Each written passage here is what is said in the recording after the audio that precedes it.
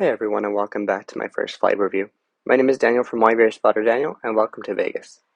Well, actually, the Grand Canyon, Arizona, but close enough. Our flight today will be taking us from Vegas to Seattle on board Delta 737-800 in basic economy. And the reason I'm showing you this footage is, well, simply because I forgot to get footage of the airport. This will be a short and brief review of Delta's short-haul product on the 737. I do actually think that this footage is somewhat fitting, because our adventure starts off on this very tour bus. As we come back into zone with signal, I decide to check into my flight. I was eager to do this because I wanted to make sure I could book a seat ASAP. Now, to my surprise, when I went to book my seat, I was met with a seat map of the aircraft with seats that were either already taken or not available to be selected. Thinking this was just a glitch, I decided to leave it for the time being and decided to readdress the issue at the airport the very next day. I was met with the same issue at the airport and had to go to the check-in counter to get my seat assigned to me. I was notified that basic economy passengers do not get a seat selection after check-in, which honestly came to me as a shock, as it's the least I expected from quote-unquote America's best airline. This is even more shocking to me, as Delta is the first legacy airline that I've seen that does such a low-cost approach to seating. Damn, I still can't get over how garbage Delta's seating system is.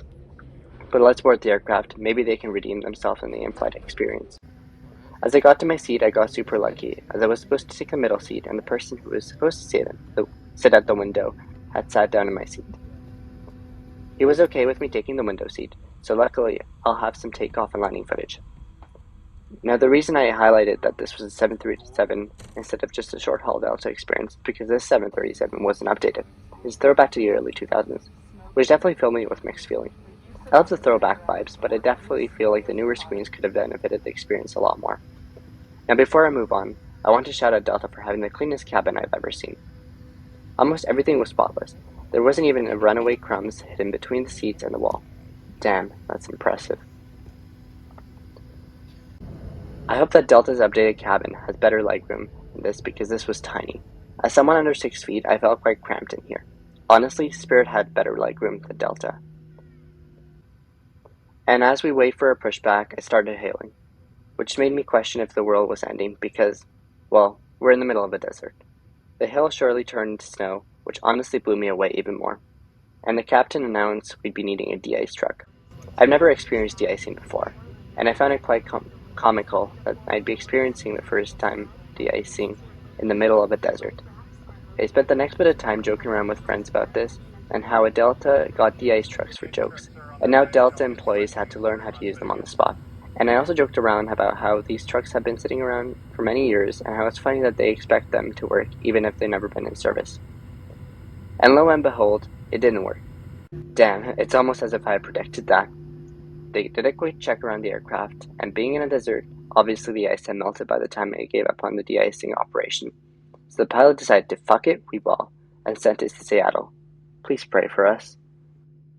Even with that mishap, we almost took off on time, so enjoy this time lapse of our takeoff.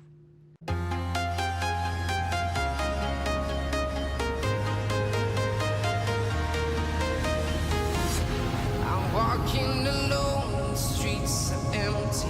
The only thing I can see is my own silhouette. I'm getting stronger, step by step. The clock is ticking, but there's no time for regrets. I've been flying from town to town, from London to Taiwan. I've been all around the globe trying to protect your soul.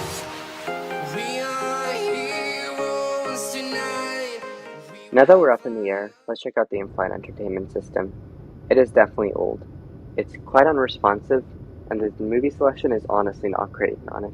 This is definitely something to note if you're flying with Delta for a longer period of time. Throughout the flight, the main thing that stood out to me was the lack of legroom. Damn, I don't think I'm gonna get over this.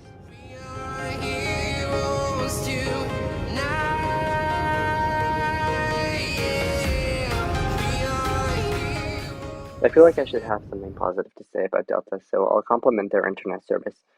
I absolutely love how they offer free Wi-Fi, and I feel like more airlines should do this.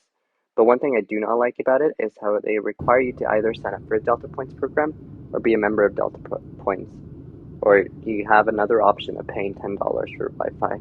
I feel like they should have it accessible for everyone without having to sign up for anything like JetBlue does. Otherwise, the Wi-Fi was good, which was perfect for tracking myself during the flight and scrolling around on Instagram. After about halfway through the flight, the cabin crew came around with drink service and snack service, which was honestly pretty good, especially that they had such a good variety of snacks. I had asked the cabin crew for 2 snacks as I was pretty hungry at the time, and they gave me 2, which was honestly very appreciated. Shout out to the crew on board this flight. They made the experience a lot better. the sky. We are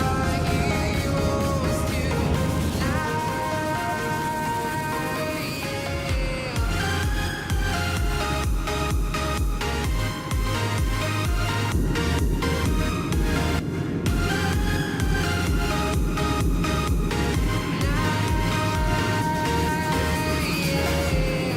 Feel like a dynamite. And as the sun starts to set, we begin our descent into Seattle. I'll take this minute to state my final thoughts on Delta's 737 short-haul product. I've been quite critical on Delta during this video, but I think the bottom line is that you should know what you're getting yourself into flying Delta. Overall, I think Delta is very overrated for what they have to offer. To highlight what I enjoyed on this flight, I'll have to go with the snacks that were definitely appreciated.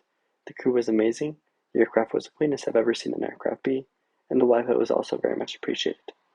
To highlight the negatives about this flight, I feel like the Wi-Fi should be available without needing to pay a fee or sign up for Delta program, sort of like how JetBlue does it. The legroom was also very minimal, and the screens and the movies selection were also very lacking compared to other airlines. The main thing I despise about the experience was the no free seat selection after check-in. This felt very low cost of Delta.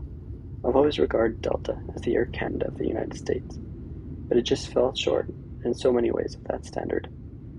So overall, is Delta worth flying? The fact is that Delta isn't a low-cost carrier, but in the grand scheme of things, it doesn't offer much more on their 737s. The lack of headrest and legroom in Delta 737s would definitely drive me away from flying medium haul on them. I felt that the seat was getting quite uncomfortable even after the 2-hour flight from Las Vegas. Long story short, if I had to choose between flying Delta 737 or another flight to my destination, I would more than likely choose the other airline. I will be flying on board some of Delta's updated cabins later this year, so I look forward to seeing what those have in store for me. For the time being, thank you for watching. If you enjoyed this video and would like to see more of this type, please consider subscribing, and I'll see you in the next one. Bye. To listen, I need you to hear, and don't show any fear. I've been flying from town to town.